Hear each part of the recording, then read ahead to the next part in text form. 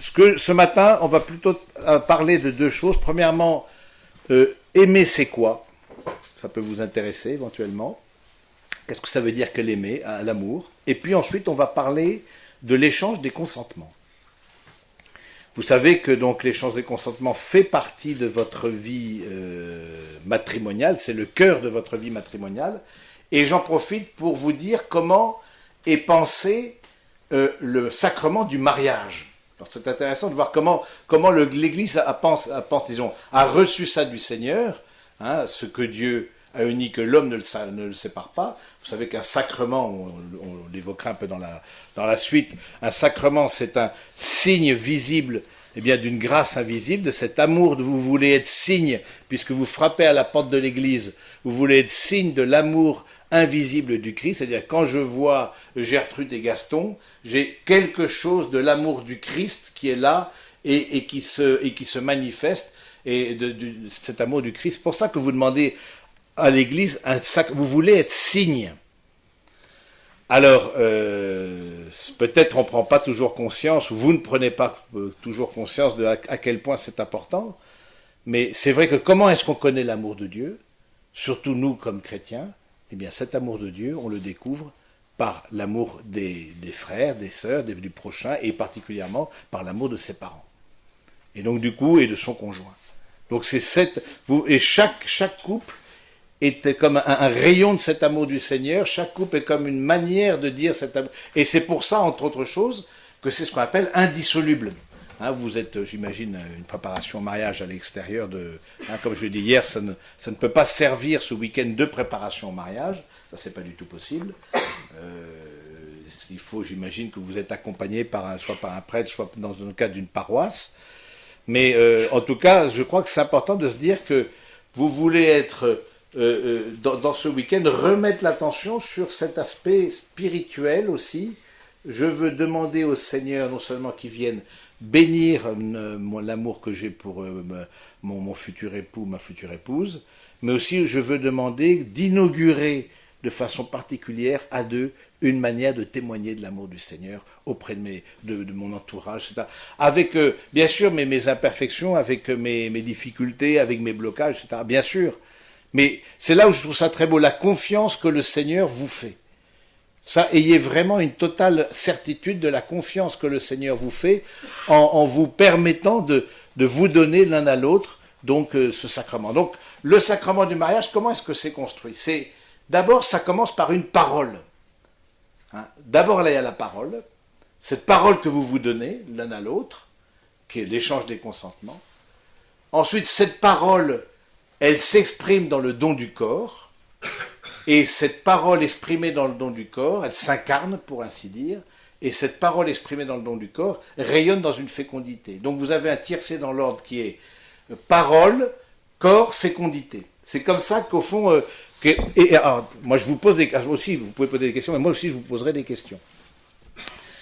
À quel autre sacrement ça vous fait penser qui est construit comme ça? Parole, corps, que vous connaissez par cœur. L'Eucharistie. L'Eucharistie, tu as d'abord la liturgie de la parole, ensuite tu as la liturgie du corps, ceci est mon corps, ceci est mon sang, et ensuite tu as la fécondité, la communion, aller dans la paix du Christ. Vraiment, voilà, soyez les témoins de mon amour par cette communion que je... Donc c'est intéressant, et puis quand on voit même aussi la manière dont le Seigneur lui-même se révèle, et Dieu dit, au commencement, et Dieu dit, et puis cette parole, elle s'est incarnée dans les prophètes, et elle s'est incarnée évidemment en Jésus-Christ, qui est la parole de Dieu faite chair, et puis nous, par son Saint-Esprit, nous pouvons être proches de lui et rayonner de sa vie, et il vient féconder notre vie. Donc voilà un peu, juste pour... Alors aujourd'hui, les choses parfois sont un peu différentes, et peut-être les uns les autres, l'un ou l'autre sont dans des situations différentes, et on voit bien des couples qui arrivent à la paroisse, particulièrement, ont déjà une vie commune, ont souvent des enfants.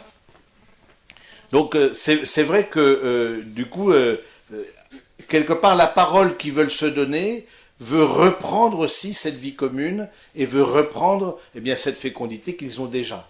hein. Mais c'est intéressant de découvrir aussi que comment faire pour que quelque part il y a un ordre dans l'amour. Je pense que c'est ça que ça veut dire. Il y a un ordre dans l'amour et que cette parole, que c'est sur cette parole-là que vous allez fonder votre existence. Et ça, ça me fait penser évidemment, et vous aussi, à Pierre qui est avec la pêche miraculeuse, hein, sur ta parole Seigneur je jetterai les filets, bien sur la parole que vous voulez donner l'un à l'autre, eh bien vous voulez aussi avancer en eau profonde et vous voulez construire quelque chose de durable. Donc quelque chose qui a à voir, donc méditer sur la question de l'amour, c'est un peu d'abord ça, ensuite on verra la question de, autant en français la notion est plus que galvaudée, autant en grec, elle est plus riche, puisqu'il y a 3 manières de dire aimer en grec. La première manière, c'est eros, la deuxième, philia, la troisième, agapé. Et chaque manière de dire dit quelque chose de l'amour. Et c'est intéressant de reprendre le grec. Eros, ça veut dire quoi? Alors ça vous fait penser bien sûr à érotique, mais c'est bien plus vaste que ça. C'est je vais me compléter dans l'autre, savoir avec un plaisir immédiat qui fait que quelque part dans l'autre, la moitié qui me manque, en particulier dans la vie de couple, voilà, je cherche quelque chose qui me donne du plaisir et qui va me compléter. Alors que dans philia, donc c'est un amour quelque part, Eros c'est un amour qui prend. Alors que philia, c'est l'amour, ce qu'on appelle l'amour d'amitié. C'est un amour qui prend et qui donne, c'est un échange. Et prenez conscience que la vie matrimoniale s'inscrit dans un amour d'amitié. C'est pas parce que vous allez vous marier que vous cessez d'être des amis. C'est parce que ça a commencé, faites mémoire de votre histoire, comment ça a commencé, comment est-ce que vous êtes assis devant moi aujourd'hui, c'est que alors, au début ça a été une amitié. Au début, on a vu, on parle, puis on voit qu'on a des tas de choses en commun, on voit qu'on a des... voilà, et puis progressivement, on se dit, mais est-ce qu'on pourrait pas faire un bout de chemin ensemble? Ah ben oui, etc. Bon, et les cœurs s'ouvrent, etc. Donc, mais prenez conscience que vous restez des amis, et vous restez les meilleurs amis. Ben, c'est à souhaiter. Donc, c'est intéressant de voir nous-mêmes, au fond, comment... Et c'est entre... l'amitié qu'on peut avoir avec nos amis proches et l'amour, il y a une différence, ça c'est Aristote qui en parle, et je vous ai dit hier que je m'étais beaucoup formé à la philosophie d'Aristote, mais Aristote il dit il y a une différence de degré, il n'y a pas une différence de nature. C'est la même nature entre un ami, l'amour que vous avez pour un ami, et l'amour que vous aurez pour votre époux. Mais il y a une différence de degré. Et c'est quoi cette différence de degré? C'est le fait que cet amour d'amitié, vous voulez l'enraciner dans une vie commune, dans une communauté de vie et d'amour. C'est ça le mariage, c'est une vie ensemble. Et on sait bien, les amis, ils aiment bien avoir se voir, ils aiment bien être ensemble, etc. Ils ont ce désir de vraiment habiter le cœur de l'autre. Et comment est-ce qu'on voit qu'on est amoureux et amoureuse? Eh bien, c'est que l'autre nous manque quand il n'est pas là. Si vous êtes mieux quand l'autre n'est pas là que quand il est là, il faut vous poser les bonnes questions, parce que précisément, voilà, elle est partie. Ah, quel soulagement! Alors ça va beaucoup mieux depuis qu'elle est partie au travail, je sais pas quoi, ou voir sa mère. Bon, normalement, voilà. Au contraire, vous n'avez de cesse. Vous n'avez de cesse que de passer du temps ensemble. Hein, et ça, je pense que de ce point de vue-là, c'est cette vie commune, ce temps, et c'est un temps, et je pense aussi, la préparation au mariage, c'est vraiment quelque chose de prioritaire, que ce soit prioritaire dans votre année, en tout cas, pour ceux qui ont déjà fixé, tous n'ont pas fixé leur date de mariage, certains sont peut-être en discernement, etc. Mais pour ceux, en tout cas, qui avancent vers... que cette préparation au mariage soit un vrai travail, j'aime à dire, c'est un travail à plein temps. Bon, c'est un peu exagéré, mais ça veut dire aussi que vous allez y consacrer de l'énergie. Parce que aimer n'est pas spontané. Aimer d'un amour d'amitié n'est pas spontané. Et malheureusement, les statistiques sont là pour montrer que bien nombre de couples explosent en vol. Hein, et donc, du coup, parce que justement, qu'est-ce que je mets en place pour construire un amour durable? Parce que je trouve, et ça je trouve ça qui est très beau dans la préparation au mariage, comme je vous l'ai dit hier, c'est l'essentiel de mon ministère, c'est la préparation au mariage, eh bien, ce que je trouve très beau, c'est que ça fait écho en nous, la vie, le rapport avec l'autre fait miroir, fait écho en moi de ce que je peux porter. Et donc, du coup, forcément, il y a des choses que je vais découvrir, à la fois des capacités d'amour, mais à la fois des blocages, à la fois peut-être des colères, à la fois des réactions disproportionnées. Et donc, il n'y a pas, à ma connaissance, de préparation au mariage sans, d'une manière ou d'une autre, un travail sur soi-même. Parce que justement, ça remue beaucoup de choses. Et arrêtons de croire à une certaine spontanéité de l'amour. Bien sûr que bon, vous êtes porté d'un pardon, mais si le Seigneur a fait de l'amour un commandement, et c'est même le commandement nouveau, aimez-vous les uns les autres, c'est le commandement nouveau, c'est que justement aimer n'est pas si simple que ça. Sinon, l'amour ne serait pas un commandement. Donc et c'est important aussi que vous puissiez dans votre cheminement, dans votre histoire, peut-être pointer les manques d'amour, les égoïsmes, les difficultés à vous accueillir l'un l'autre, les difficultés à accueillir vos familles respectives, parce que vous n'êtes pas non plus sur une île déserte, même si les amoureux voudraient absolument être seuls au monde, c'est pas la réalité. Vous rentrez aussi dans une communauté plus vaste, qui est celle de vos familles, de vos proches, de vos amis. Donc c'est intéressant de se dire, comment est-ce que, déjà depuis le début de notre histoire, comment est-ce que j'ai bougé intérieurement? Ça ne peut pas ne pas vous faire bouger. Ça me paraît très aberrant, je veux dire. Ça ne peut pas. Déjà, le fait d'entendre quelqu'un dire je t'aime, forcément, ça bouscule à l'intérieur. Mais en plus, non seulement d'entendre le dire, et que ce soit réciproque, mais en même temps de voir à quel point ce temps passé ensemble, eh bien, ça va être un temps de discernement pour justement découvrir est-ce que je suis capable de vivre en termes de communion de caractère, par exemple, est-ce que je suis capable de porter ou voire supporter le caractère de l'autre. Je pense à plusieurs choses, par exemple le rapport au temps. Le rapport au temps.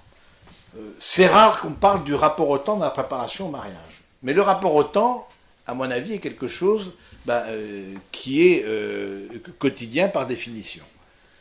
Il y en a qui sont toujours à l'heure, il y en a qui sont toujours en retard. Alors, qu'est-ce qui se passe dans un couple où l'un est dans une case et l'autre dans l'autre? Parce que ça peut vite tendre, je ne sais pas si vous voyez ce que je veux dire. Ça peut vite tendre, c'est-à-dire que ça peut vite chauffer. Je veux dire,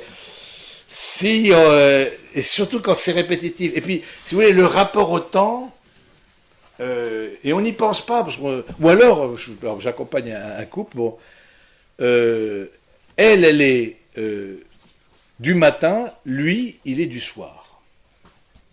Bon, jusque-là, on se dit, mais où est le problème? Oui, mais disons, oui, en tant que tel, ça ne pose pas de problème, mais simplement qu'elle, à 9h30, il n'y a plus personne, c'est coucouche panier, papa temps rond, prof, complètement explosé. Et lui, à 1h, il est encore en train de faire ses affaires, etc. Mais en revanche, pas avant 10h, en tout cas les week-ends, il n'y a personne non plus. Donc, or, il me semble, en tout cas comme couple, c'est important aussi de s'endormir ensemble, ou de se mettre dans le lit matrimonial ensemble. Donc vous voyez comment au fond ça va demander un travail aussi, un ajustement. Alors vous ne demandez pas, il ne faut pas changer l'autre, ça c'est le grand piège de vouloir changer l'autre. Mais il faut penser que ce temps de préparation au mariage est un temps de discernement. C'est un temps de discernement. Et de ce fait-là, c'est un temps du travail, de l'intelligence et de la volonté. Est-ce que je suis capable de vivre avec... Est-ce que nos caractères vont s'ajuster? Il y en a qui sont, par exemple, qui ont des caractères plutôt qu'on appelle primaires, c'est-à-dire qui réagissent, qui sont très prompts à la réaction, très bon. Et puis il y en a qui ont plus des caractères secondaires, qui mettent tout un temps avant de réfléchir et au bout de 2 heures, il te dit une parole. Bon, par exemple, ça c'est bon. Alors si toi, tu es au contraire impulsif ou impulsif, etc., tu réagis autant et l'autre, il met 2 heures avant de dire une parole, là aussi, ça peut tendre. Du coup, mais vous voyez, c'est des trucs bêtes, je veux dire, c'est des trucs... votre vie matrimoniale, les vraies questions dans votre vie matrimoniale, c'est pas d'abord des questions théologiques. À moins que vous soyez disputé sur la question de la Trinité, ou est-ce que ça fait partie... Bon, ça peut être des rapports à la foi, mais ça on viendra. Mais les questions de votre vie matrimoniale, c'est des questions hyper concrètes. Et d'où l'importance, dans la préparation au mariage, ça c'est la grâce dans l'Église, en tout cas, qu'on vous offre ce temps de préparation au mariage. À la fin du mandat de Sarkozy, il avait timidement, ou le ministre de la Famille, secrétaire de la Famille, avait timidement évoqué la possibilité de faire une préparation au mariage civil. Moi, je suis pour une préparation au mariage civil, et pour donner au mariage civil, même s'il y a eu quelques lois ces derniers temps un peu spéciales, mais pour donner au mariage civil, en tout cas, une notion d'engagement. Pour beaucoup, leur engagement, ce sera le mariage civil. En tout cas, bon. Et j'avais été voir un maire, quand j'étais en Alsace, j'avais été voir un maire, parce qu'en Alsace, il y a le concordat. Donc c'est moins crisiaque que dans la France de l'intérieur, où, voilà, où là, on veut rien avoir avec l'église, etc. Est-ce que là, bon, il y a une amitié plus grande. J'ai été voir un maire d'une commune, comme ça, et je lui dis, mais voilà, ça se venait de sortir, vous en pensez quoi de la préparation au mariage civil? Et lui, de me dire, mais on ne saurait pas faire. Nous, on fait de l'administratif. Nous, notre métier, c'est le registre d'état civil. C'est lire les articles du code. Vous pouvez, par exemple, essayer de mettre un chant, par exemple, pendant le mariage civil. Vous pouvez toujours essayer. Non, mais c'est marrant parce que les gens, dès qu'il s'agit de l'église, ah bah tiens, on veut ce chant-là, etc., allumer le feu, etc. Non. Donc, non. Alors que, ah oui, mais vous n'êtes pas ouvert à allumer le feu à la mairie. Allez voir ce qui se passe. Donc c'est intéressant de voir que, en parlant avec ce maire qui était vraiment de bonne foi, etc., et puis tout à fait ouvert, ça disait, ça nous demanderait à nous, comme mairie, par exemple, tout un cheminement, parce qu'on n'est pas habitué, on a de l'accompagnement social, oui, on a ça, des assistantes sociales, ça on sait faire, hein, mais en termes de préparation au mariage, on serait vraiment démunis. Ou il faudrait nous donner un kit. Et puis qui dit préparation au mariage, dit aussi une certaine vision du mariage, et vision de la personne humaine. Hein. Mais bon, toujours est-il, juste pour vous dire que c'est important que ce temps de préparation que vous avez, c'est un temps où l'intelligence travaille, où le cœur travaille pour discerner. D'où la question, une autre question qui me vient aussi, la question de la liberté. Il me semble que vous le savez, si vous avez vu ça dans les paroisses ou avec un prêtre qui vous accompagne, il y a 4 piliers, on peut dire, ou certains disent une condition et 3 piliers dans le mariage à l'Église catholique. Le premier, c'est la liberté, librement et sans contrainte. Je vais vous donner tout à l'heure le texte. Le deuxième, c'est ce qu'on appelle l'indissolubilité, c'est-à-dire pour la vie. Troisième, c'est fidélité. Et ensuite, fécondité, l'ouverture à la vie. Il me semble que aujourd'hui, le pilier ou la condition qui est peut-être la plus difficilement respectée ou qui est peut-être mise en difficulté, c'est la question de la liberté. Alors vous me direz pourquoi? Pourquoi? Parce qu'on a vraiment l'impression d'avoir choisi librement et sans contrainte. Je veux dire, pourquoi? Parce que pour plusieurs raisons. Premièrement, pour des raisons matérielles. Quand j'accompagne les fiancés, il n'est pas rare que quand ils viennent me voir, ils aient déjà réservé la salle, ou le restaurant, ou le traiteur, ou le machin, 1 an à l'avance. Verser des arts. Réserve déjà prix pour truc pour la robe de mariée, le DJ, etc., etc. Bon, des tas de choses qui font que je me dis, mais où est votre... Maintenant, on rentre dans la préparation au mariage, où est votre espace de liberté maintenant? Est-ce que les jeux sont faits ou pas? En tout cas, sachez qu'aux yeux de l'Église, les jeux ne sont absolument pas faits. Et que jusqu'à l'entrée dans l'Église, si vous pouvez le faire avant, c'est mieux, parce que là aussi ça peut tendre, mais jusqu'à l'entrée, vous pouvez dire non. Donc, et parfois c'est le dernier rempart. Mais juste la question de la liberté, et puis aussi de la liberté aussi, mais donc sentez-vous très libre au plan matériel, parce qu'il ne faut pas que les questions matérielles Bien sûr qu'on comprend qu'il faille réserver, bien sûr qu'il faut faire la fête et une belle fête, etc. Je comprends ça. Mais il ne faut pas que ça vienne parasiter votre discernement. Parce que sinon, voilà, ben non, et surtout, j'allais dire, dans des milieux un peu bourgeois, etc., où là, c'est toute une machine qui se met en route, et en plus, si on a envoyé les faire-part, on a, on sent vraiment, c'est le rouleau compresseur qui avance, et en tout cas, je vois ça, bon, bah, vous êtes libre face au rouleau compresseur, sentez-vous archi libre. Ça c'est, mais il peut y avoir aussi, au plan des amis, parfois des pressions amicales, ou même de la famille. Alors, c'est pour quand ça, tu vois, dès que tu commences à fréquenter, dès que tu commences à avoir une histoire, etc., bon, on te pose la question, c'est pour quand. Oui, des petites choses qui se veulent gentilles, mais qui mettent la pression. Et donc, moi, je vous invite, en tout cas, à réfléchir et en particulier, en tout cas, le fait, il y a certains d'entre vous qui vivent déjà ensemble pour des X raisons, et quand j'accompagne aussi des couples qui ont déjà une vie commune avant le mariage, je leur pose la question, où a été votre espace de liberté? Première question, c'est parce qu'évidemment, une vie commune, a fortiori quand il y a des enfants, dans le genre engageant, c'est pas mal. Je veux dire, quand il y a des enfants, surtout, c'est plus le temps du discernement, c'est le temps d'avancer, quoi. Et puis ensuite, mais je dis, bon, vous avez fait ce choix-là pour X raisons, où est-ce que, à un moment donné, vous vous êtes dit, voilà, j'ai senti, voilà, que c'était une certitude intérieure, que c'était lui, que c'était elle. Et donc, de ce point de vue-là, parce que j'ai parfois peur que le fait de se mettre déjà en concubinage avant le mariage, ce soit le fruit de non-choix. C'est-à-dire que ce soit le fruit de... par exemple, moi je pense, voilà, on habite tous les deux la même ville. Et puis il se trouve que le soir, ben, on le passe chez l'un, chez l'autre. Et on se dit, ben, c'est un peu ballot, quoi. On va pas louer 2 appartements. Allez, hop, hop, hop. On résilie. Bah oui, bah voilà, mais sans penser qu'une vie commune, mais c'est hyper engageant.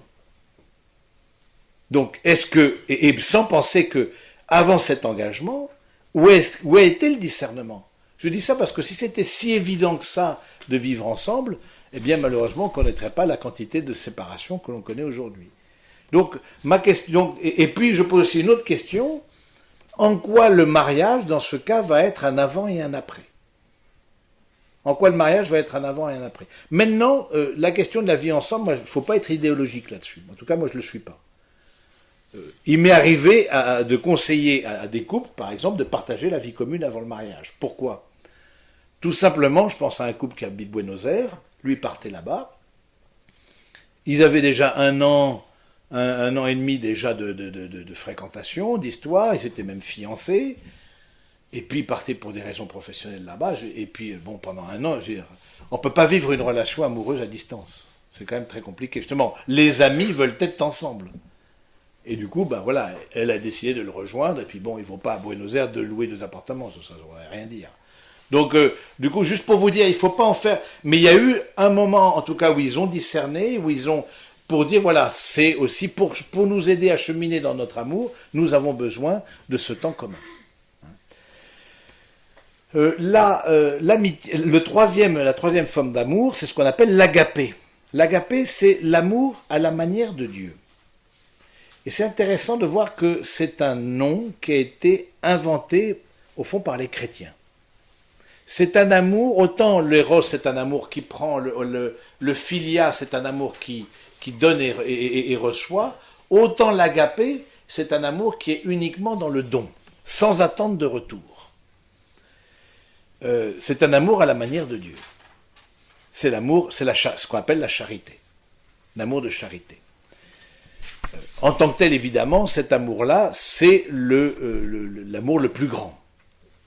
Maintenant, j'attire votre attention sur une chose, que ce qui fait le cœur de l'amour matrimonial, ce n'est l'agapé, bien sûr, l'amour de la manière de Dieu, mais ce qui en fait le cœur, c'est la philia, c'est l'amour d'amitié.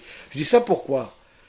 Il m'est arrivé d'accompagner des couples où, au fond, il y avait un désir on aimait l'autre pour le sauver. Vous voyez, l'autre est dans une situation de dépression, une situation de fragilité quelconque, voilà. C'était un peu le Saint Bernard, le chien Saint Bernard, vous voyez, avec ses grandes oreilles, avec le tonnédrome. On arrive là pour sauver l'autre, voilà, de façon parfois inconsciente. Et c'est pas ça l'amour matrimonial. L'amour matrimonial, c'est que chacun rentre dans une logique de don à l'autre. Et d'un don qui soit réciproque. Donc c'est intéressant de voir que de vous vérifier où est-ce que vous en êtes maintenant de votre qualité d'amour, de votre manière de vous aimer, de votre relation, où est-ce que premièrement, donc il y a plusieurs conditions, et ça c'est Aristote qui parle à l'amitié, premièrement c'est la réciprocité. Ça veut dire quoi la réciprocité dans le sens d'un amour conjugal, d'un amour matrimonial vers lequel, en tout cas, vous vous dirigez pour la plupart d'entre vous. Ça veut dire que chacun est aussi à l'origine de cette relation. C'est pas simplement l'un ou l'autre qui fait les efforts. Il y a une réciprocité, chacun est aussi fédérateur et est source d'initiative. Si c'est à chaque fois moi qui appelle, si c'est à chaque fois moi qui propose des initiatives pour notre couple, propose des initiatives de sortie, des initiatives de rencontre, de je sais pas, etc., et que je sens que de l'autre côté, il n'y a pas grand-chose, forcément, à un moment donné ou l'autre, vous allez vous lasser. Ça, c'est très clair. Parce que c'est pas tant les différences entre les fiancés qui me font peur que les déséquilibres. Et entre autres, dans les déséquilibres dans l'amour. C'est-à-dire qu'on sent qu'il y en a un qui est plus attaché que l'autre. On sent qu'il y en a un qui est plus en demande que l'autre. Alors, là encore, un peu des faits vécus. Donc, un jeune couple, très jeune couple, 23 ans, donc c'est vraiment tout jeune. Et on sent, en tout cas je sens, elle est très en demande de manifestation, de tendresse, d'amour, voilà. Par exemple, elle appelait au travail, elle envoyait des petits SMS 3-4 fois par jour au travail. Alors jusqu'au jour où on a parlé de ça, on s'est dit, ça c'est plus possible ça. Non mais vous voyez c'est pas mature. Parce qu'il y a comme le besoin de sentir, ah mais tu m'as pas dit 3 fois je t'aime aujourd'hui, mais au secours, je veux dire, si je dois dire 3 fois je t'aime aujourd'hui, on va où dans 30 ans? On va dans le mur. Donc c'est important de voir que chacun a aussi des attentes différentes, ce qu'on appelle des langages de l'amour. Vous avez peut-être lu le livre de Gary Chapman, je vous conseille bien, Les langages de l'amour. Chacun, mais aussi, c'est important de voir d'arriver à une certaine autonomie. C'est-à-dire, il y en a qui sont plus en demande d'être rassurés quelque part dans leur relation, et d'autres qui sont plus autonomes. De ce couple-là, par exemple, il était parti à l'étranger, mais pour lui, c'était clair, il était... je pense que c'était même fiancé avant, bon, on va revenir sur les fiançailles, etc. C'était assez clair pour lui. Et donc, du coup, mais il n'avait pas ce besoin alors qu'elle est très affective, très en demande, très bon. Et donc, du coup, c'est intéressant de voir que elle a vécu douloureusement le fait de ne pas avoir assez d'appels, assez de manifestations, parce que lui était plus autonome et puis elle plus dépendante. Ça peut être aussi l'inverse. Donc, et du coup, moi j'ai attiré l'attention parce que ça, dans le genre bombe à retardement, c'est pas mal. Parce que, à un moment donné, l'autre, il n'en peut plus. Il n'en peut plus. C'est-à-dire, soit tu es sûr de mon amour, c'est ça la confiance, c'est être sûr de l'amour de l'autre en l'absence de l'autre. Soit si à chaque fois, il faut qu'on s'envoie SMS, et puis ensuite il faut qu'on se téléphone, ensuite qu'on se Skype, et ensuite qu'on se machin, et éventuellement qu'on se rencontre, ça va pas le faire, quoi. Donc là aussi, essayez pendant la retraite de voir où est-ce qu'il y a un certain équilibre dans les initiatives, une réciprocité. Est-ce que c'est l'un ou l'autre qui prend est-ce que c'est plus d'un côté? Est-ce que vous sentez que dans l'attachement de l'un à l'autre, c'est plutôt l'un qui je me sens très attaché et puis l'autre un peu moins. Voilà, en tout cas c'est bien, ou en tout cas pas de la même manière. Mais c'est bien de le nommer. N'ayez pas peur de nommer ce qui peut être aussi pour vous des lieux de croissance, des choses à travailler. Aimer n'est pas spontané, aimer ça se travaille. Aimer c'est le fruit de l'intelligence et de la volonté. Ça se veut. Et de fait, qu'est-ce que vous demandera monsieur le curé le jour J quand vous serez devant l'autel du Seigneur? Est-ce qu'il vous demandera est-ce que vous aimez? Il ne vous demandera pas si vous vous aimez. Il vous demandera quoi? Est-ce que vous le voulez? Est-ce que vous le voulez? Et l'amour est dans la volonté, dans cette orientation du cœur. Est-ce que je le veux? Oui ou non? Est-ce que je veux, et qu'est-ce que je prends comme moyen pour que mon couple avance et que cette volonté, eh bien, elle s'enracine dans des actes concrets. Après la réciprocité, une autre condition à l'amitié, c'est l'égalité, dit Aristote. Alors c'est l'égalité entre les amis. Et ça, je crois que c'est assez intéressant.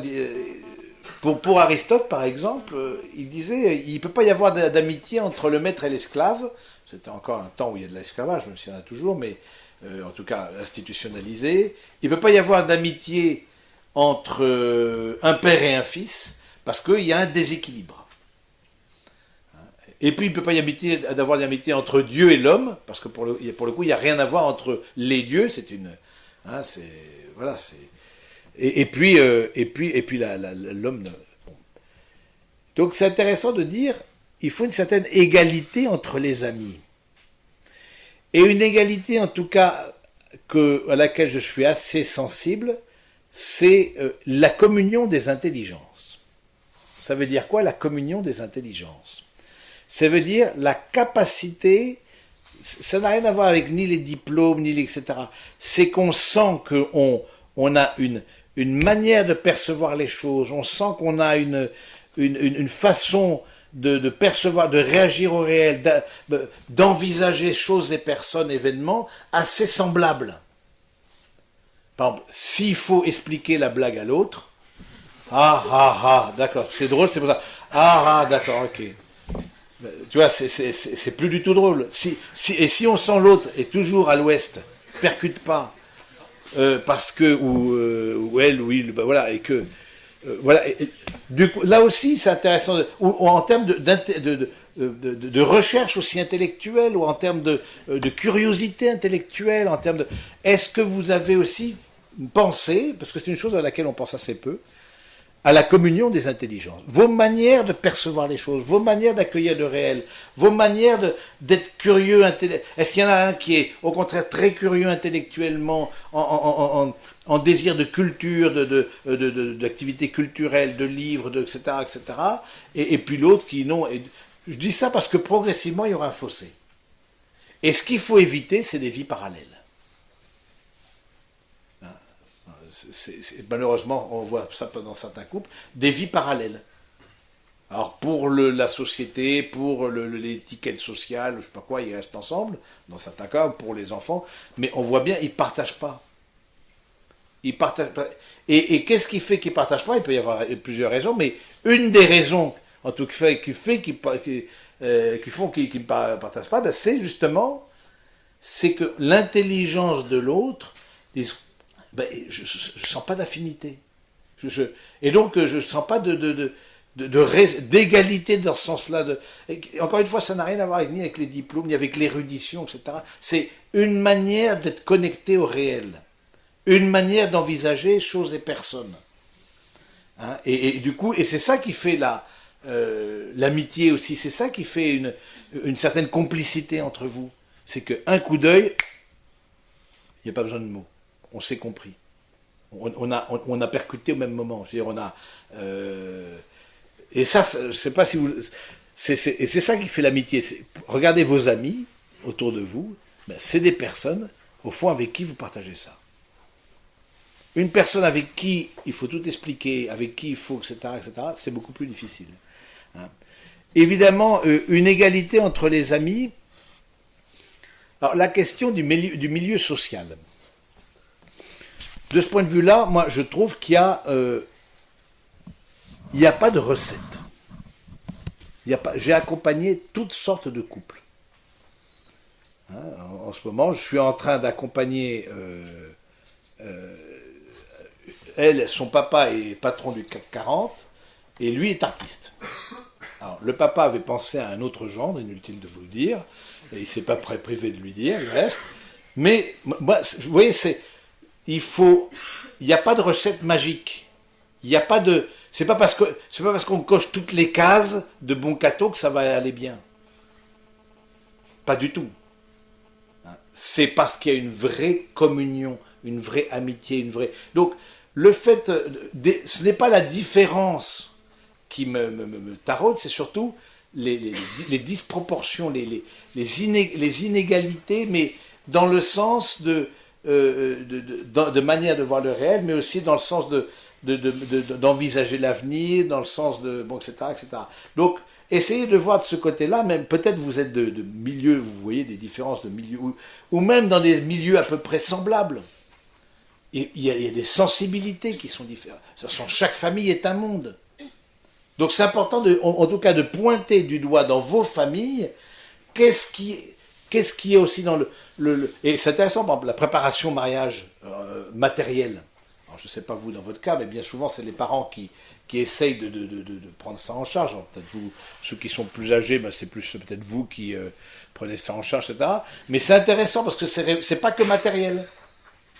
La préparation au mariage, est-ce qu'on va faire un traiteur, alors comment on va s'habiller, c'est des choses sociales. Ça n'a rien de religieux, la religion n'a rien à voir là-dedans. C'est des trucs, est-ce qu'on va faire ceci, est-ce qu'on va faire cela, comment on va décorer la table, le nombre d'invités, quel argent on va mettre dans le buffet ou dans le machin ou dans le traiteur, etc. Toutes des questions matérielles qui vous font prendre conscience aussi des différences entre vos familles. Même si, grosso modo, vous êtes un peu de milieu à peu près semblable. Donc, c'est intéressant que vous soyez parce que ça, pour le coup, si vous pointez du doigt aussi comment est-ce que vous avez été accueilli, par exemple, dans la famille de l'autre. Comment vous vous sentez dans la famille de l'autre. L'autre ne vient pas de nulle part. Hein, il vient d'une famille. Alors, on dit oui, on n'épouse pas la famille. C'est plus ou moins vrai. C'est plus ou moins vrai. Et c'est vrai que de ce point de vue-là, est-ce que vous avez été bien accueilli dans la famille de l'autre? Est-ce que la famille de l'autre, au contraire, avait d'autres perspectives pour son fils ou sa fille? Est-ce que voilà, c'est un peu du ressenti, c'est un peu au feeling, quoi. C'est des choses qui se travaillent. Donc n'hésitez pas, en tout cas, avec l'accompagnement que vous avez, que ce soit en paroisse ou que ce soit avec un prêtre qui vous accompagne plus personnellement, mais n'hésitez pas à dire, voilà, et puis n'hésitez pas à dire les choses. Et je trouve que vous êtes quand même dans une génération où vous dites beaucoup les choses. C'est pas en mettant la poussière sous le tapis que vous allez résoudre les problèmes. C'est pas en... Vous voyez, moi j'ai été élevé dans une forme d'éducation, pas de conflit. Pas de vague. On n'en parle pas. On apaise tout. Et il y a des familles où au contraire, ça crie beaucoup. Je ne sais pas si vous avez remarqué. Il y a des familles, alors que chez vous, c'est très paisible, etc., parce que c'est le pas de conflit, le pas de vague, c'est poussière sous le tapis. Des familles où on sort tout, on déballe tout. Mais en même temps, il y a un grand amour. Je veux dire, mais c'est assez cash, quoi. Donc, c'est des manières de fonctionner. Et je crois que de ce point de vue-là, c'est intéressant que vous puissiez... pointer justement les formes d'inégalité ou des choses qui seraient à travailler, des choses qui seraient un peu à peaufiner, ou en tout cas, vous pointez vous pouvez avoir des différences, vous pouvez voir des désaccords. L'important, c'est que vous les pointiez du doigt en disant ça va être peut-être problématique.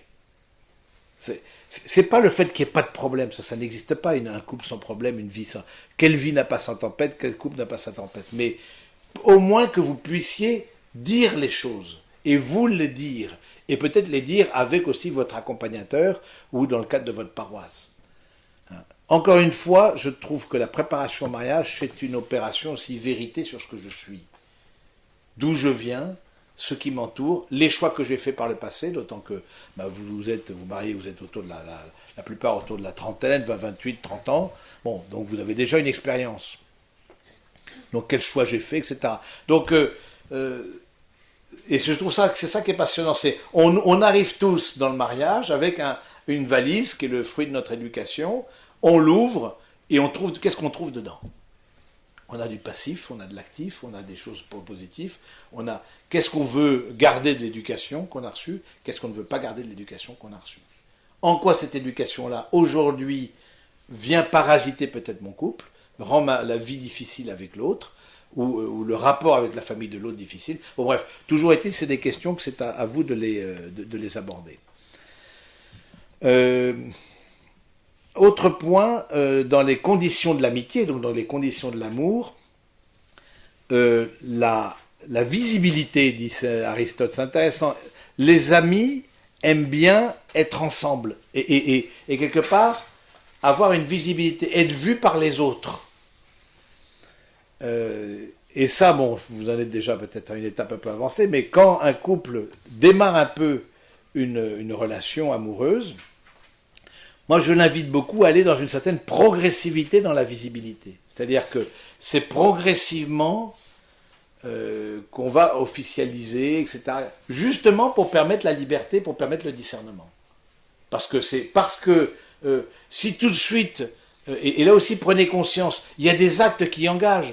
Aller tout de suite dans la famille de l'autre un dimanche midi lors du repas familial avec le pater familias qui trône, la dinde magnifique qui est là au milieu et puis voilà, c'est le repas. Amenez, je ne sais pas vous dans votre famille, moi il est hors de question que dans ma famille il y ait une fille qui débarque tous les 4 matins. Parce que voilà, on présentait aux parents d'une personne avec qui on pensait faire sa vie en tout cas. Maintenant vous le savez bien, il y a aussi parfois des histoires qui se terminent parce qu'après discernement, on a estimé que c'était pas possible. Mais en tout cas, soyez conscients que de la question de la visibilité et de la progressivité dans la visibilité. Et dans ce sens-là, j'aimerais vous parler des fiançailles. Alors, il y en a un qui m'a dit, tiens, mais parce que certains sont fiancés, d'autres ne sont pas fiancés. Alors, donc, les fiançailles, en tant que tel, en tout cas dans la démarche de l'Église, c'est pas quelque chose d'obligatoire. On peut très bien être fiancé ou pas. En quoi ça consiste les fiançailles? Déjà, au plan social et ensuite au plan spirituel. Au plan social, les fiançailles, c'est dire aux autres et se dire l'un à l'autre que l'on chemine vers le mariage. C'est les starting blocks pour le mariage. Et là, clac, voilà, sauf s'il y a problème, on va vers là, on va vers le mariage. Voilà, c'est ça que ça veut dire les fiançailles. Et donc, du coup, c'est le dire aussi aux autres, et c'est dans cette dimension de visibilité. Et le dire aux autres, et non pas je te présente ma copine, ou je te présente ma fiancée, mon fiancé, parce que vous vous dites l'un à l'autre, et devant les autres, et devant vos familles, et devant vos amis, si tout se passe bien, après discernement, on pense aller vers le mariage. Donc c'est la dimension sociale. Moi je crois que la dimension sociale est aussi importante. Et donc c'est l'occasion, c'est un peu selon les traditions familiales, sont différentes, mais c'est l'occasion bien souvent d'un bon repas, de réunir les familles, dans une certaine intimité aussi, et c'est pas la cour et la ville, justement, parce que ça reste encore une étape, justement pour garder toute sa splendeur pour le mariage, la célébration du mariage. Je trouve ça beau, d'autant plus que les étapes, dans la vie matrimoniale, il n'y a à ma connaissance que cette étape-là que je connaisse. Je vois dans ma vie religieuse, par exemple, le nombre d'étapes que j'ai eues. D'abord, donc il faut postuler pour rentrer. Donc on est admis ou pas. Bon. Ensuite, on a le noviciat. Ensuite, on a les premiers vœux qui durent 3 ans. Et ensuite, on peut renouveler ses premiers vœux et jusqu'au vœu perpétuel. Donc, ça fait grosso modo un trajet de 6 ans. Alors, vous me direz, c'est vrai que la nature aide plus à une rapidité dans le mariage que dans la vie religieuse. Mais il n'en demeure pas moins que ces étapes-là m'ont donné confiance. Parce que ces étapes-là, il y a eu, d'une manière ou d'une autre, l'approbation, le discernement des supérieurs de l'époque qui ont dit oui, Pierre-Marie, on te voit bien dans notre communauté, on te voit bien cheminer, on te voit bien, etc., etc. Et puis, idem pour le sacerdoce. Il y a l'appel, il y a le séminaire, etc. Dans la vie matrimoniale, alors je vous précise que les vœux religieux ne sont pas des sacrements. le vœu de pauvreté, de chasteté, d'obéissance, ce n'est pas des sacrements, c'est un mode de vie. Vous allez recevoir un sacrement, et qui plus est, c'est un sacrement à deux. Du coup, moi je trouve, en tout cas, dans la mesure du possible, moi en tout cas, je suis pro-étape. C'est-à-dire que les étapes, c'est ça qui donne confiance aussi. Vous voyez, par exemple, dans le scoutisme, peut-être certains d'entre vous ont fait du scoutisme, eh bien, dans le scoutisme, moi, ce que je trouve ça chouette, c'est vraiment une grande œuvre d'éducation de la jeunesse, c'est qu'il y a des étapes. Alors, t'es louveteau, t'es machin, ensuite t'es scout, le plus grand et le plus responsable, le plus petit, etc., etc. Et tout, je trouve que ça aide à prendre confiance en soi. Et dans la vie matrimoniale, somme toute, alors que c'est indissoluble, je veux dire, sacrement à deux, dans une fragilité, on peut dire, sociale assez généralisée, je trouve qu'il y a peu d'étapes. Alors la seule, il y a plusieurs que je vois. Déjà la demande en mariage, c'est vrai qu'il est mieux d'avoir demandé à l'autre s'il était d'accord pour se marier. Alors la demande en mariage, je trouve c'est une belle étape. Je ne sais pas si vous vous souvenez, elle se fait mémoire où en général c'est l'homme qui demande, c'est social, c'est traditionnel. Mais c'est peut-être votre fiancé qui vous a demandé parce que vous ne décidiez pas, peut-être ça c'est possible. Donc voilà, la demande en mariage. Moi je trouve ça quelque chose de bien. Justement, vous voyez qu'il y a quelque chose parce qu'il y a quelque chose de... Parce que vous percevez aussi dans votre couple quelque chose de grand. Si vous venez frapper à la porte de l'église, c'est vous percevez dans votre couple quelque chose de sacré. Sans forcément y mettre tous les mots. Ça viendra progressivement. Mais en tout cas, vous... Donc voilà, dans cette demande alors dans certains milieux sociaux, etc., il est le bon ton d'aller demander la main de la fiancée au père de la fiancée. Alors ça c'est des trucs sociaux. Mais pourquoi pas? Bon, voyez. Ensuite les fiançailles. Et donc du coup je trouve que c'est voilà, je vous invite maintenant si c'est possible, c'est pas possible, c'est pas possible, mais en tout cas juste pour vous redire le sens, parce que quand il y a une dimension sociale, mais il y a aussi une dimension spirituelle dans les fiançailles, dans le sens où, bien souvent, ça se passe comme ça, en tout cas de ce que j'ai pu voir, c'est que les familles participent ensemble à la messe, si ça se fait un dimanche, et puis ensuite, à l'issue de la célébration, et non pas pendant la célébration eucharistique, eh bien, on va demander au prêtre la bénédiction. Donc, vous demandez aussi l'aide du Seigneur pour cheminer ensemble vers le mariage, parce que vous vous sentez aussi pauvre face à cet engagement qui est à la fois magnifique et à la fois vertigineux, d'une vie commune. Voilà, je pense que c'est, et d'autant plus que vous en prenez à peu près pour 50 ans, quoi. Donc du coup, c'est quelque chose qu'on se dit, mais voilà, vous êtes comme des pauvres, vous venez auprès du Seigneur, aide-nous à cheminer dans cette préparation qui nous conduira ou pas vers le mariage. Donc en laissant toujours la porte ouverte vers ça. Et puis une autre condition de l'amitié, c'est la bienveillance. Et je pense que de ce côté-là, la bienveillance, c'est quelque chose toujours à travailler. Parce que c'est pas facile d'être bon et intelligent à la fois. Parce que l'intelligence est une lumière. Et l'intelligence est une lumière, c'est-à-dire que c'est une lumière qui permet qui voit les choses. L'intelligence voit. De fait, on perçoit l'intelligence d'une personne beaucoup plus dans ses yeux que dans ses doigts de pied. Donc, du coup, c'est le fait de voir. Et donc, l'intelligence, elle est là.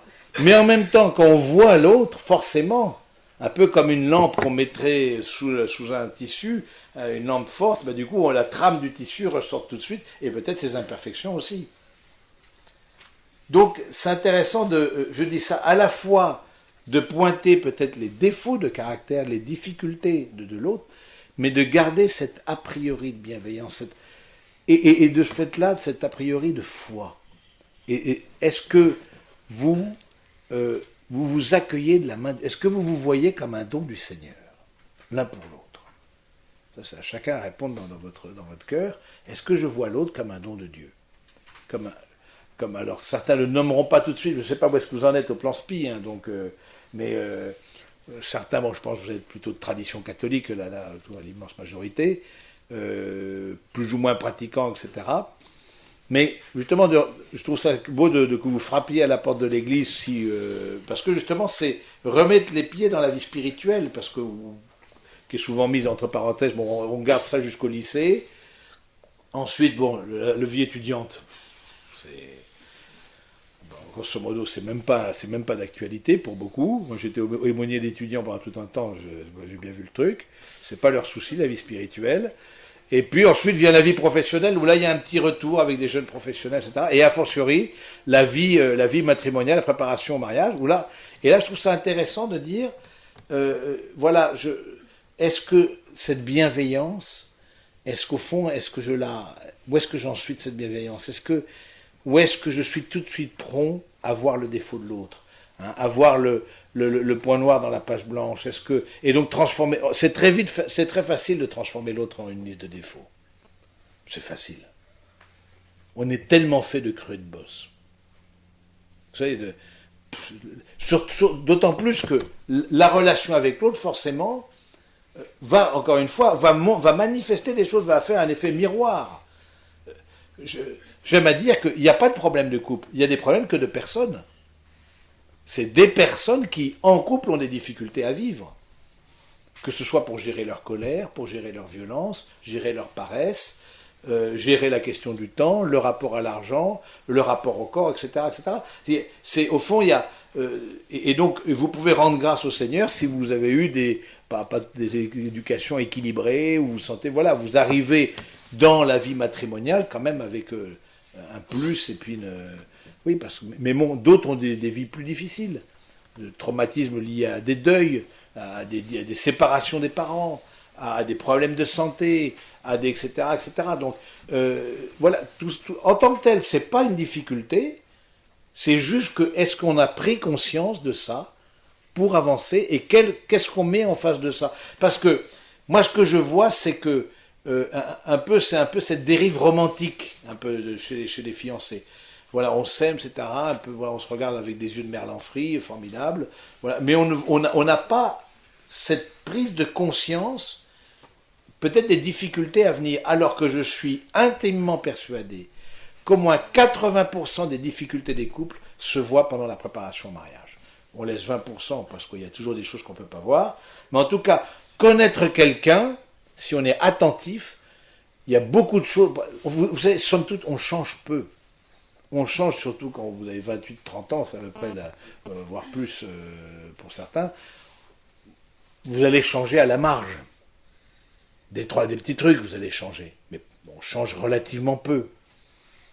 Et donc, du coup, c'est important de se dire, cette personne-là, est-ce que je l'accueille de la main du Seigneur, mais est-ce qu'aussi il y a une compatibilité de caractère qui m'aide au fond, à avancer, à envisager une vie commune avec lui, avec elle. Ça va jusqu'à présent? C'est bon? C'est bon? C'est clair? Bon, c'est facile. Hein. Alors, c'est facile à dire. C'est difficile à mettre en pratique. Purification des motifs.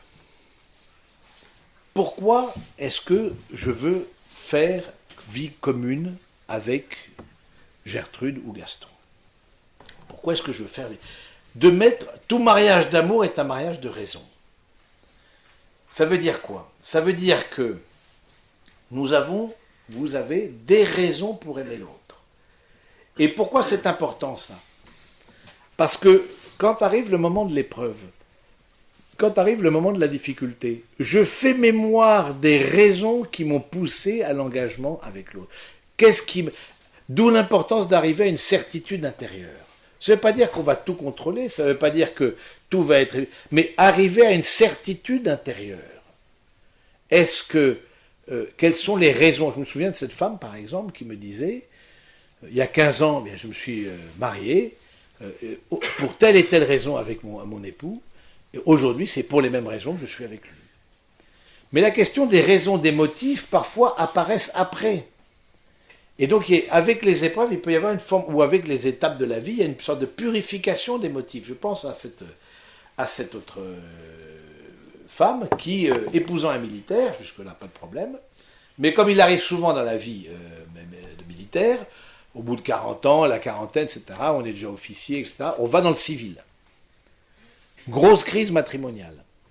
Alors vous direz, non, c'est une évolution assez normale dans la carrière militaire que d'aller vers le civil, c'est une formation d'ingénieur, bien souvent. Bon. Parce qu'elle s'était rendue compte, au fond, elle avait épousé les Galons. Et elle s'était rendue compte qu'elle avait épousé un idéal d'homme, avec toutes les valeurs formidables aussi que porte la profession militaire, évidemment. Donc, du coup, je crois que c'est... Vous voyez, les motifs, quels sont les motifs qui me poussent à épouser l'autre? Quelles sont les raisons, hein? Et qu'est-ce qui va être aussi pour... et parfois, les épreuves, justement, m'aident à purifier les motifs. Est-ce que c'est des motifs parce que voilà, j'ai déjà 35 ans et qu'il faut peut-être, surtout pour les demoiselles, ben, ça commence à devenir un âge un peu compliqué. Parce que voilà, je veux construire et donc du coup, voilà, je veux me caser. Donc, le motif est utile. Mais vous comprenez bien, on ne se le dit pas comme ça. Et surtout, vous ne le dites pas à l'autre comme ça, parce que sinon, ça peut être compliqué. Mais vous ne vous le dites pas comme ça. Et donc, du coup, voilà, ça peut être aussi des motifs, mais utiles dans le sens... Mais là, encore une fois, c'est souvent inconscient. Utile parce que je me sens protecteur par rapport à l'autre. Je sens que je vais être, par rapport à l'autre, un protecteur, je vais prendre soin de lui, c'est être dans une sorte de dimension de protection, etc. Voilà, des différents motifs. Ou alors simplement parce que l'autre me fait rire. Mais je ne suis pas attaché à la personne de l'autre. Je suis attaché à quelque chose d'agréable dans l'autre. Où il a une belle tête, où il est belle, il est beau, elle est belle, il est beau, etc. Le côté physique. Mais on ne s'est pas attaché à l'autre en tant que tel, oui. Ça veut dire quoi en détail, s'attacher à l'autre en tant que tel? Parce que l'autre, au départ, c'est très facile de le voir comme une liste d'attributs Oui. Ça veut dire quoi, aimer une personne? Ah oui, c'est un peu l'objet de notre méditation. Je vais donner un exemple. Mussolini avait une maîtresse. Donc ça c'est pas du tout un exemple à imiter. Et cette maîtresse était très attachée à lui. Arrive la fin de la guerre, Mussolini est condamné à mort, et on dit à son amante, on lui dit, qui était l'amante officielle, bon, est-ce que vous voulez qu'on vous fasse... On a une petite porte de sortie pour vous. Vous pouvez avoir la Visso, on vous envoie en Amérique latine, je sais pas, à cette époque-là, c'était votre trajet vers l'Argentine, etc. Et elle dit non. Je l'ai aimé dans la vie, je l'aimerai dans la mort. Être attaché, je trouve ça, même si le cadre est un peu particulier, c'est sa personne, c'est pas parce qu'il était le Duce.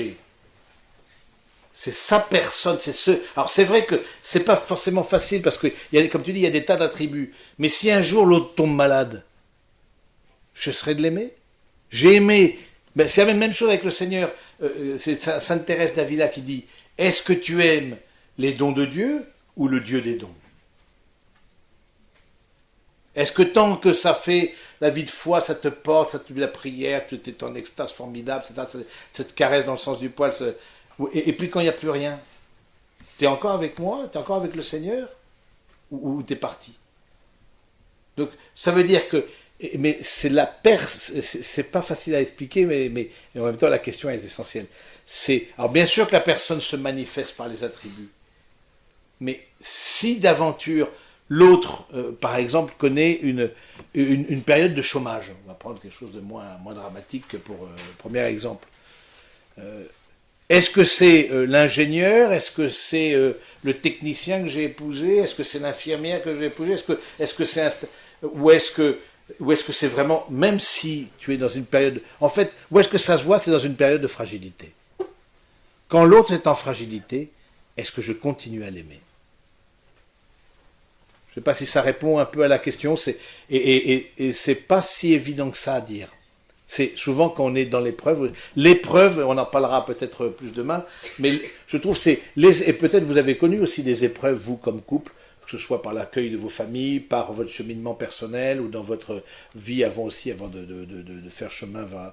L'épreuve vient manifester à l'extérieur ce que je porte à l'intérieur.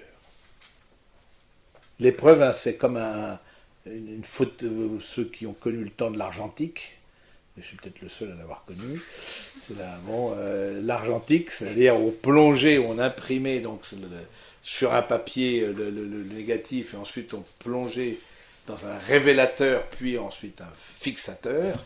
Voilà, l'épreuve c'est un révélateur. Est-ce que je suis attaché? Est-ce que c'est l'autre auquel je suis vraiment attaché? Ou est-ce que c'est son statut, c'est sa beauté, c'est sa santé, c'est tous les attributs, bien sûr, qui ont fait que les attributs, c'est ce qui m'ont permis de tomber aussi amoureux et amoureuse. C'est ces attributs. Mais est-ce que je lui reste attaché? Est-ce que je lui resterai attaché dans la vieillesse, dans le grand âge? Je trouve ça très beau, des couples aussi qui vieillissent ensemble. Mais le grand âge, bien souvent, c'est aussi le grand naufrage. Hein. Tu perds tes capacités, il faut s'occuper de toi, Est-ce que là, je serais encore attaché à ta personne?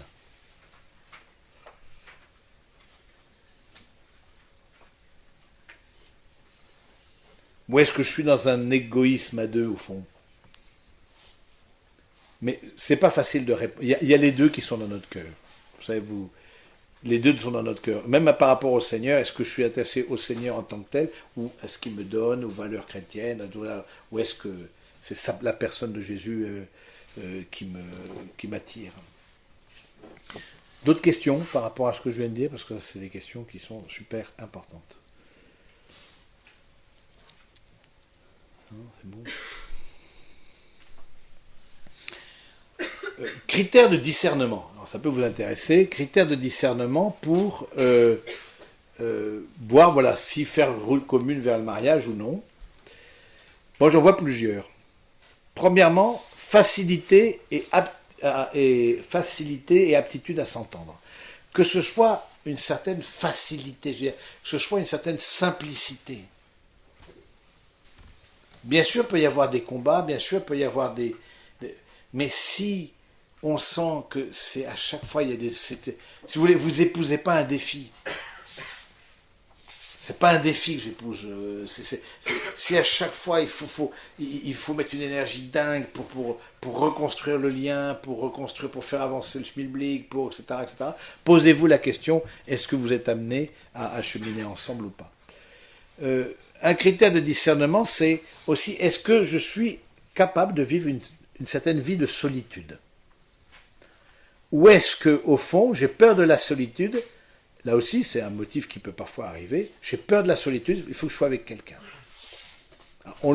Encore une fois, on va pas le dire comme ça, parce que ça c'est un peu brut de fonderie. Mais en tout cas, dans la manière de le vivre, ce sera comme ça. Il faut que j'ai peur. Alors, d'où l'importance aussi. Vous avez des temps ensemble. On a vu que l'amour tendait à la vie commune, mais aussi l'amour, le fait d'aimer, c'est aimer l'autre en l'absence de l'autre. C'est-à-dire, vous n'allez pas faire toutes les choses en même temps, tout le temps. C'est là un piège dans l'amour, c'est ce qu'on appelle la fusion, un couple fusionnel, scotché l'un à l'autre. Justement, ils s'appellent, ça c'est un certain manque de confiance, un certain manque de sécurité dans l'amour de l'autre. Comment est-ce que je suis sûr de l'amour de l'autre? C'est qu'en son absence, eh bien, je suis paisible. Et réciproquement. Je suis paisible par rapport à sa fidélité, je suis paisible par rapport à ses intentions. Ça n'empêche pas de se donner des nouvelles, mais donc du coup c'est intéressant de voir que, attention à la fusion, parce que cette fusion c'est un manque de confiance, alors on fait tout ensemble, c'est un peu adolescent, etc. C'est pas, à mon avis, quelque part il y a à vivre dans la vie amoureuse, à la fois un attachement, mais pour un détachement. C'est-à-dire que il y a à la fois, bien sûr, vous êtes attachés l'un à l'autre, mais à la fois pour un détachement, c'est-à-dire que voilà, vous êtes aussi autonome, vous avez vos vies professionnelles, vous avez peut-être vos cercles d'amis, vos activités, vos hobbies, etc., etc. L'important, c'est que ce soit pensé ensemble. L'important, c'est passer du je au nous. Est-ce que vous êtes passé du je au nous? Est-ce que vous pensez à nous, ou est-ce qu'encore vous pensez, bon, l'agenda. L'agenda, c'est quelque chose de très instructif. Il y aurait toute une méditation à faire sur l'agenda. Est-ce que je prends les engagements, je consulte l'autre ou pas? Est-ce que je suis encore dans un mode de célibataire ou est-ce que je suis déjà dans un mode de couple? Vous voyez, donc c'est aussi c'est des petites choses. Est-ce que donc cette importance du passé du jeu au nous, justement, de l'état de célibataire à l'état de couple. Hein. Et puis plusieurs critères qui peuvent être intéressants, c'est les critères qui ont à voir avec le bonheur, la joie, la paix, la certitude intérieure. C'est pas parce il peut y avoir des combats, il peut y avoir des moments difficiles, mais en tout cas que ce qui prédomine, c'est la joie, le bonheur, la paix, la certitude. C'est ça qui doit prédominer quand même. Je ne sais pas ce que vous en pensez, parce que sinon, ça va être important, un peu difficile à vivre. J'aimerais donc vous distribuer maintenant la question de l'échange du consentement. Alors, hop. Alors, il m'en faut une pour moi aussi. Donc, il y a une par couple. Et on va revoir des trucs. Voilà, si je peux passer aussi là-bas. Une pour deux. Donc, moi j'aime bien méditer sur la liturgie. Bon.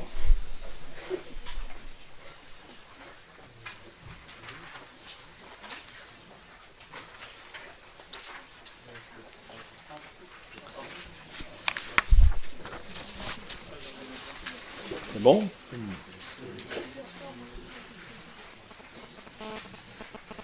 Afin que vous soyez unis dans le Christ, et que votre amour transformé par lui devienne un signe visible de l'amour de Dieu, hein, c'est ce qu'on a vu, le sacrement, signe visible de l'amour de Dieu. Hein, on ne demande pas, juste un petit point par rapport au sacrement, c'est seulement dans l'Église catholique et orthodoxe qu'on parle du mariage comme sacrement. Dans les autres religions, c'est des bénédictions. Ça veut dire quoi, des bénédictions ? C'est-à-dire, même dans l'Église, peut-être certains d'entre vous recevront le sacrement à l'intérieur d'une messe, d'autres recevront le sacrement du mariage comme bénédiction qu'on appelle. Mais dans les deux cas, c'est sacrement. Mais par exemple, dans la tradition juive, dans la tradition musulmane, dans les traditions asiatiques, c'est une bénédiction. C'est-à-dire qu'on demande à la divinité de venir bénir le couple. Là, c'est pas. On demande aussi de bénir le couple, mais c'est pas du tout du même ordre. Le fait que ce soit un sacrement, c'est que vous dites, nous comme couple, non seulement on veut recevoir la bénédiction du Seigneur, mais nous comme couple, on veut être signe de cet amour du Seigneur pour nous. C'est ça, c'est le sacrement. Hein. Donc, devenir un signe visible de l'amour de Dieu, devant l'Église ici rassemblée, donnez-vous la main et échangez vos consentements. Alors, Astrid, elle s'appelait Astrid. Veux-tu être mon épouse ? Oui, je le veux. Alors voilà. Non mais attends, mais je vais pas bien commencer par la bonne feuille. Attends. Non, je suis bourré. Il faut revenir en arrière. Alors, ça ne sera pas comme ça le jour de la célébration, parce que là, ça va être un peu... Voilà. Dialogue avec les futurs époux. Vous y êtes là ? C'est de l'autre côté, là. Dialogue avec les futurs époux. Appel des témoins. Oui, je mets ça en gros, parce que j'oublie toujours les témoins, les appeler, et c'est important de les appeler. Juste un truc sur les témoins. Je ne sais pas si vous avez déjà choisi vos témoins ou pas, non, la plupart, ou... Bon. Bon, grosso modo, c'est la fonction de pot de fleurs. Je veux dire, alors, faut pas leur dire parce que ça peut éventuellement les vexer. Mais les témoins, je trouve qu'ils sont largement sous-estimés dans la liturgie. De fait, il ne faut pas être forcément catholique pour être témoin. Il faut juste être témoin. À la différence du parrain ou de la marraine, il faut être confirmé. Hein, bon, maintenant, on diminue un peu parce qu'on n'a plus beaucoup de confirmation. Mais bon, alors du coup, l'appel des témoins. Et le fait des témoins, c'est de dire que votre engagement, moi j'aime bien les appeler par leur prénom, et de dire que votre engagement engage les autres. Si c'est un engagement personnel, ce n'est pas un engagement solitaire. C'est pas vous deux, dans un cocooning admirable. Non, c'est un engagement qui rayonne. Parce que l'amour est diffusif de soi. L'amour rayonne. Et donc, voilà, cher Astrid Cécile, vous êtes venu dans cette église pour que le Seigneur confirme lui-même par sa grâce votre décision de contracter mariage en présence du ministre de l'église et devant la communauté. Le Christ bénit abondamment votre amour conjugal. Bon, ça c'est bien. Pour aider les époux à se garder toujours fidèles l'un à l'autre et apporter ensemble toutes les responsabilités du mariage, il enrichit et fortifie d'un sacrement spécial ce qu'il a déjà consacré par le baptême. C'est pourquoi je vous demande maintenant d'exprimer votre intention devant l'Église. Donc c'est intéressant de dire plusieurs choses dans cette prière-là. Alors, je ne sais pas vous, moi j'invite beaucoup ceux que j'accompagne à rentrer vraiment dans la liturgie. Hein, à construire moi je leur demande carrément un déroulé de A à Z. Du coup, avec prière eucharistique, les préfaces, etc. Du coup, je pense que vous avez largement, en tout cas, ça va être peut-être la sous-messe dans laquelle vous allez rendre, que cette messe soit aussi à votre image et ressemblance, d'une certaine manière. Et donc, il y a aussi des choix, non seulement des textes, mais des choix de, ce qu'on appelle la préface, des choix de prière eucharistique, des choix de bénédiction, etc. Dans le rituel du mariage, il y a des choix assez vastes. Donc, c'est intéressant de voir sur quelle chose nous parle plus qu'une autre. Et là, il y a une chose que j'aime bien, afin de se garder toujours fidèles l'un à l'autre et apporter ensemble toutes les responsabilités du mariage, il enrichit et fortifie d'un sacrement spécial. Ça veut dire quoi? Ça veut dire que vous vous présentez au Seigneur comme des pauvres. Vous vous présentez au Seigneur comme des personnes qui ont besoin de son aide. Le mariage, c'est l'union de deux pauvres. Voilà, Seigneur, aide-nous à nous aimer, parce qu'on n'y arrivera peut-être pas. Et donc, on demande ton aide. Alors, Cyril, vous avez écouté la parole de Dieu qui révèle la grandeur de l'amour humain et du mariage. Vous allez vous engager l'un envers l'autre dans le mariage, est-ce librement et sans contrainte? En général, on répond oui. Si on répond non, ça s'arrête là. Non, mais séparément, ça c'est aussi intéressant. Ensuite, et ça c'est bien que ça s'entende. Donc c'est bien d'avoir un micro qui marche. Oui, oui, bon. En vous engageant dans la voie du mariage, vous vous promettez amour mutuel et respect, est-ce pour toute votre vie? Donc là, c'est l'indissolubilité. Oui, pour toute notre vie. Oui, oui, séparément. Êtes-vous prêt à accueillir les enfants que Dieu vous donne et à les éduquer selon l'évangile du Christ et dans la foi de l'Église? Donc là, cette dimension de fécondité. Non seulement de fécondité, mais d'éducation dans la foi de l'Église. C'est-à-dire vous vous engagez aussi à éduquer chrétiennement vos enfants. Ça, c'est aussi important de le rappeler. Alors, oui, oui, séparément. Et puis, il y a une réforme de la liturgie en 2006 qui dit « Êtes-vous disposés à assumer ensemble votre mission de chrétien dans le monde et dans l'Église ?» Et oui, ensemble. Je trouve ça très beau d'avoir rajouté cette question-là. Au fond, la messe de mariage est conçue comme une messe d'envoi. Vous êtes envoyés au monde. Et que votre amour matrimonial rayonne, que ce soit dans un engagement professionnel évidemment, mais dans un engagement, je pense, social, dans un engagement syndical, dans un engagement quel qu'il soit, mais prenez conscience que ce n'est pas un enfermement à deux, mais aussi que comme à deux, eh bien vraiment vous rayonnez dans cette dimension-là. Hein. Et ensuite vient l'échange des consentements, donc donnez-vous la main, échangez vos consentements. Veux être veux-tu être mon épouse? Oui, je le veux. Donc on a parlé je le veux. Veux-tu être mon époux? Oui, je le veux. Oui, voilà. Moi, Cyril, je te reçois comme épouse et je serai ton époux. Je te promets de t'aimer fidèlement dans le bonheur et dans les épreuves tout au long de notre vie. J'aime bien cette formule. Il y a 3 ou 4 formules possibles pour l'échange des consentements aussi. Hein. Donc c'est intéressant je trouve ça beau parce que premièrement, donc oui, je le veux. Et j'aime bien la phrase de Bismarck la veille de ses noces, qui dit à sa fiancée, je ne me marie pas avec vous parce que je vous aime, alors un peu fait la gueule, mais pour vous aimer, ce qui est beaucoup plus rassurant. C'est-à-dire que je me marie avec vous pour faire grandir l'amour entre nous. Et moi, je vous pose la question, qu'est-ce que vous allez mettre en place pour faire grandir l'amour entre... Parce qu'on voit le mariage comme le sommet. Pas du tout. Bien sûr, c'est l'aboutissement de quelque chose. Mais qu'est-ce que vous... Et ensuite, ça se casse plus ou moins la gueule là, jusque dans la vie éternelle. Mais non, là-bas, vous êtes au début de votre... Qu'est-ce que vous allez mettre en... Sachant que c'est pas spontané. Sachant que personne ne peut prendre la décision à votre place. Qu'est-ce qu'on peut mettre en place comme, je pense au niveau spirituel, de s'engager à une retraite par an. De se dire que justement, comment faire pour faire mentir les statistiques. Les statistiques de séparation. C'est-à-dire, vous êtes 35 couples, je vais être un peu raide. Si on voit les statistiques, eh bien dans 10 ans, il y en a 11 qui ne seront plus ensemble. C'est vrai que ça calme là.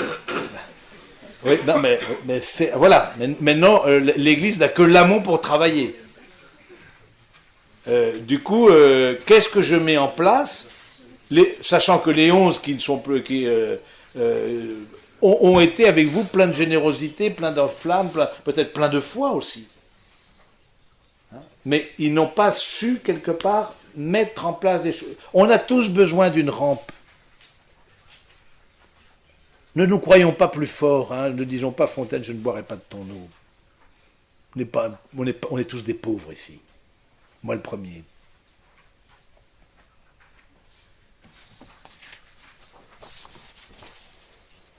Nous ne croyons pas que ça se fait tout seul. Alors l'autre dit la même chose en général, vous voyez, ça c'est bien, c'est comme ça que ça fonctionne. Et puis ensuite, donc le prêtre qui reçoit le consacrement posera la main, ouais, ça c'est un très bon moment ça. Il pose la main droite sur les fiancés sont donnés la main, hop hop, il pose la main et clac, il pose la main.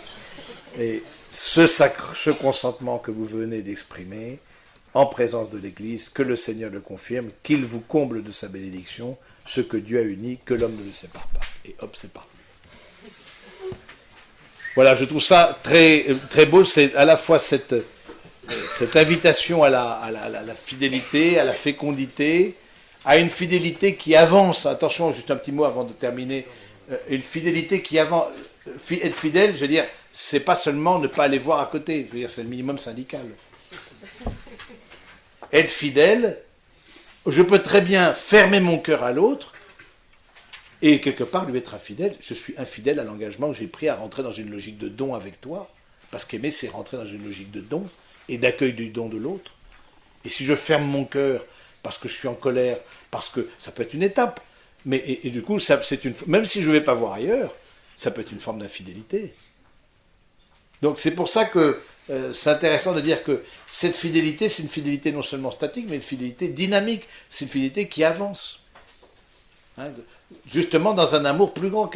Dans 10 ans, si un jour on se recroise dans 5-10 ans, oui, maintenant on a un amour qui est peut-être différent du jour de notre mariage, un amour qui a évolué, qui a évidemment... mais que ce soit toujours au centre de votre couple. Je parle par rapport aux enfants. L'arrivée des enfants n'est pas à mettre de côté le couple. C'est-à-dire, c'est pas parce qu'il y a des enfants que le couple ne reste pas au centre. Hein, et ça, je pense, de ce côté-là, c'est important de le souligner. Avant de prendre un chant, est-ce que vous avez des questions? Nous allons nous arrêter là, comme ça. Est-ce que vous avez des questions, des choses qui vous interrogent?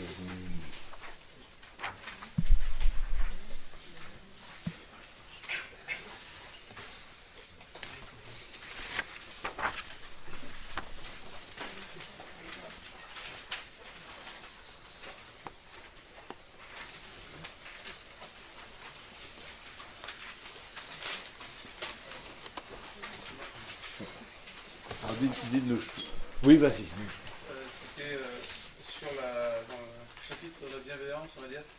Vous avez parlé du changement, vous changez peu. Est-ce que éventuellement vous pouvez développer un peu? C'est-à-dire que là aussi, c'est important de voir aussi la stabilité de la personnalité, tant de soi-même que de... On évolue peu, c'est-à-dire, je pense par exemple le rapport au temps. C'est quelque chose, on peut travailler, il y a des choses qu'on peut travailler. Mais un peu le cœur de la personnalité, quelqu'un qui sera plus secondaire dans son approche, c'est-à-dire plus en retrait par rapport au réel, donc qui a peut-être plus besoin de temps pour réfléchir et donner une parole, va pas devenir quelqu'un d'hyper impulsif. C'est un peu dans ce sens-là. C'est quelqu'un qui a la colère, colérique. Ça se maîtrise pas toujours la colère. Quelqu'un qui est colérique, etc., pourra travailler sur lui-même, mais c'est aussi peut-être dû à des blessures d'enfance, c'est aussi peut-être dû à une psychologie, voilà, qui est comme ça, et que voilà, je me mets et qu'il y a des trucs, je pète les plombs, quoi. Et puis si le premier geste vous échappe, que le deuxième ne vous échappe pas, c'est-à-dire le geste de demander pardon. La dimension du pardon est essentielle dans le couple. On a tous le droit d'avoir nos fragilités. C'est l'union de deux pauvres. Mais on a aussi tous une responsabilité dans le pardon donné à l'autre. En termes de manière de fonctionner de l'intelligence, il y a des intelligences intuitives, il y a des intelligences analytiques. Donc ça change pas. Je veux dire, pratiquement, vous voyez, je ne sais pas si je suis plus clair comme ça. Dans ce sens-là, on change dans le fond. Alors, il y a des trucs qu'on peut un petit peu travailler, bon, c'est vrai, mais et puis, je veux dire, plus on vieillit, on change. Donc, bon, voilà, et que on change un petit peu à la marge, alors que il y a des trucs qu'on peut faire. Mais en tout cas, ne comptez pas sur l'autre qui change en disant ça ira mieux après le mariage. Ça, c'est pas possible. C'est vous aimez et vous épousez un tel qu'il est aujourd'hui, tel qu'elle est aujourd'hui. Sinon, vous allez dans le mur.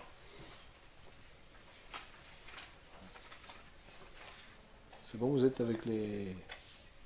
Vous nous proposez un petit chant. Ou d'autres questions peut-être, ou d'autres...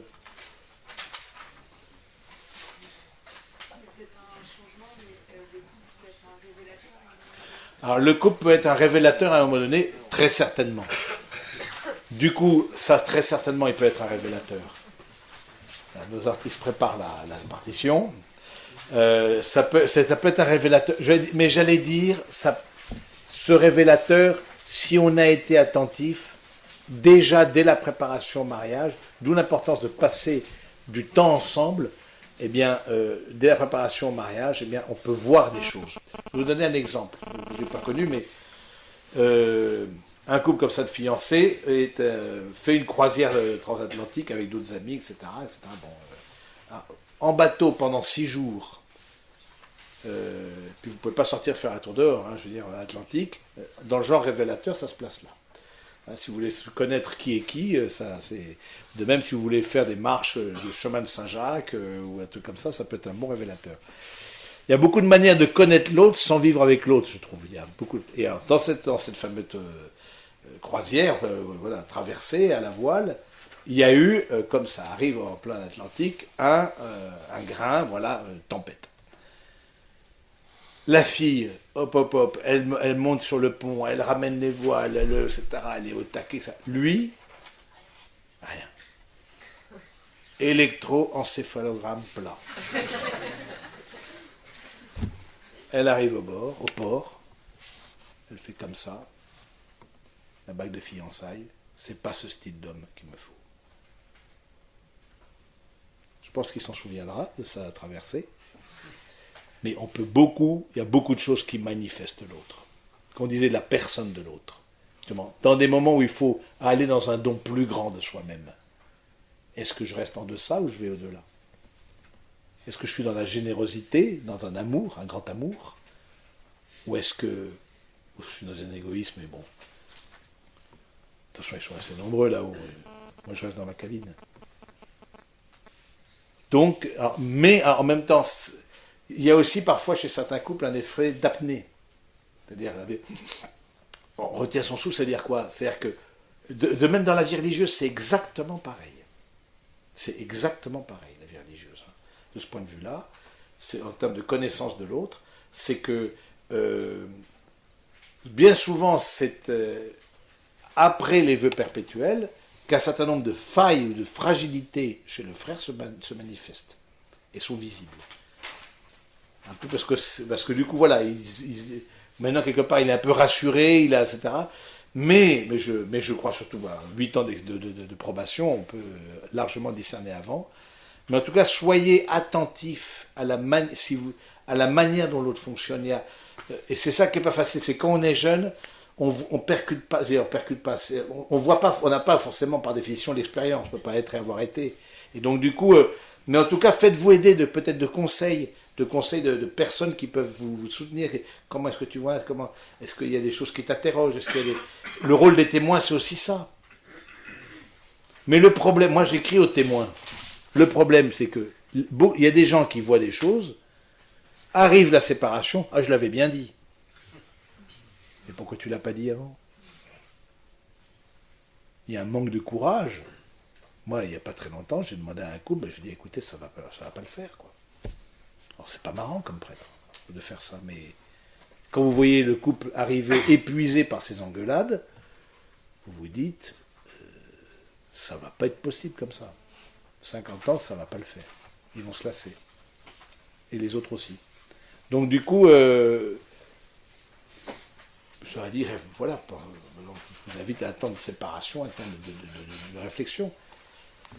Donc il faut soyez juste attentif, assez confiant bien sûr, mais en même temps lucide, quoi.